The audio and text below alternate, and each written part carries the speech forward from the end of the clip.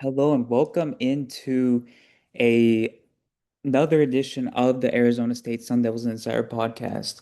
My name is Kevin Hicks, and I'm your lead beat writer for the Arizona State Sun Devils on SI and your host of the daily Sun Devil Insider Podcast. And I'm so grateful to be joining you once again. This episode will be out on Monday, and I feel like it's a perfect time to discuss Arizona State men's basketball. We are getting into the 2 week mark of Randy Bennett being the head coach of the program.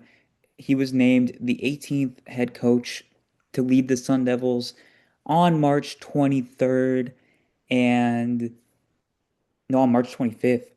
And no, it was March 23rd. Okay. And uh, unfortunately, there have been some roadblocks in the early stages of his tenure, but still overall hitting the ground running. There have been some fantastic coaching hires that have been made. Um, Rick Croy, David Patrick, and Joe Rehone are all people, as I pointed out, that have previous head coaching experience, previous continuity and connection with Coach Bennett.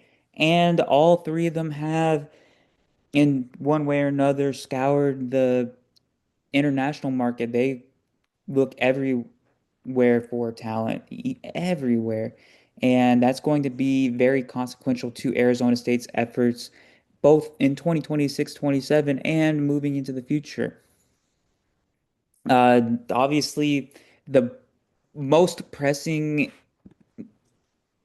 priorities at hand rest in the Sun Devils looking to retain talent from the 2025-26 roster that really exceeded expectations in every way, and in building out the remainder of the roster via the transfer portal and international talent. My guess is that 6 players return from last season's team. I mean, you already have Marcus Adams Jr., Adante Holloman, Dom Salon, uh, Kosh Polk. They're already out the door. I expect 6 players to return. I expect J. Rob Croy and maybe another high school recruit, so 1 or 2 high school recruits, probably 4 transfer portal players, and then 3 international players from other markets. That'll probably be your 15-player roster. Uh, the 6 players that I'd probably expect to return, I'd say Noah Mahuson, I'd say Santiago Truitt, I'd say Bryce Ford, I'd say Andrea Gerbevich, I'd say Basamba Diop, which is very tentative. I don't think it's a done deal one way or the other.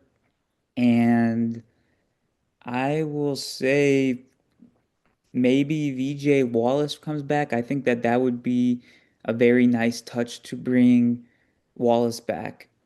Um, as for the international players, I sort of truthfully need to do a better job of identifying and finding players from international markets, but that's something that we'll figure out in the near future. Transfer portal wise, that's the main thing that I really wanted to discuss.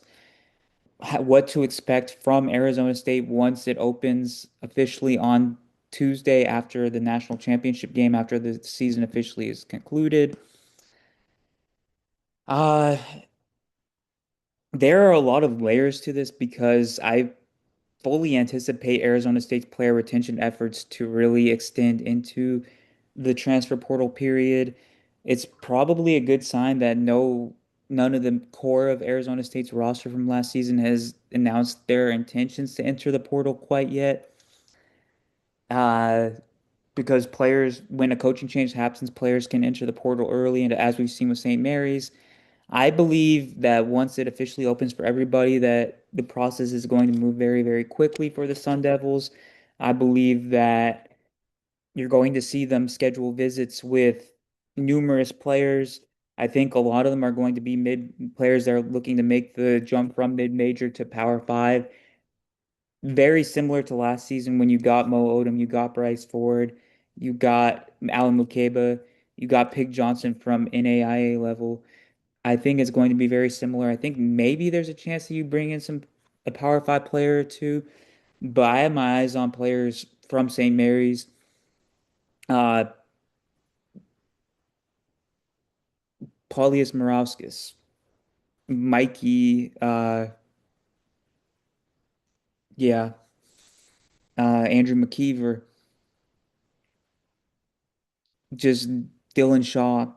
There are like Mikey Lewis. There are several players from St. Mary's that I think have a chance to land at Arizona State. Do I think all of them are going to follow Coach Bennett to ASU? I personally do not think so. I think you'll probably end up getting two of them based off of anecdotal things and what I know to an extent. But if you just get two of them, that leaves a couple of slots open for potentially the player that I would really, really want is Christian Hammond. Santa Clara transfer. Uh, we saw what he can do at a high level. Anybody who followed Arizona State could see that in the game they played in December. Uh, Ultimately, I think he'll probably end up with a program such as a Florida. Maybe he makes that jump to Gonzaga. I don't know, but I don't think ASU would be a landing spot. I think it would be an interesting fit, and I think that they should talk to him, but will he land there? I'm not sure.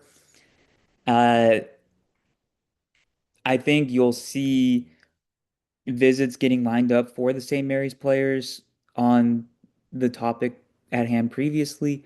I think you'll see all four of the major St. Mary's players that enter the portal, Shaw, Lewis, Morauskas, and McKeever. I think you'll see all of them visit ASU, but it's not incredibly encouraging that they all entered without a do not contact tag. That means that they're probably going to all field offers from various programs. Still think two or so of them will come to Arizona State, but expect the process to move very quickly. I think that you could be looking at an Arizona State roster that is largely constructed by early next week, within a week, maybe 2 weeks at most. Obviously, the international market is going to complicate things. We saw that last summer when Masamba Diop, Dom Salon, and other players had there were several months in between the transfer portal and the international players signing. I mean, Masamba didn't even get into Tempe until September, like a month and a half before the season. So that's going to be interesting for the timeline overall. I still think what to expect. I think once Tuesday hits and the portal opens, expect a sleuth of visits within the 3 or 4 day window of early next week and expect several players to be committed by early next week. That it's really that simple, I think, and that's really all I have on my mind today. Um, thank you so much for tuning into another edition of the Sun Devils Insider podcast, and I'll see you with another episode tomorrow, potentially discussing key transfer portal updates. Thank you so much.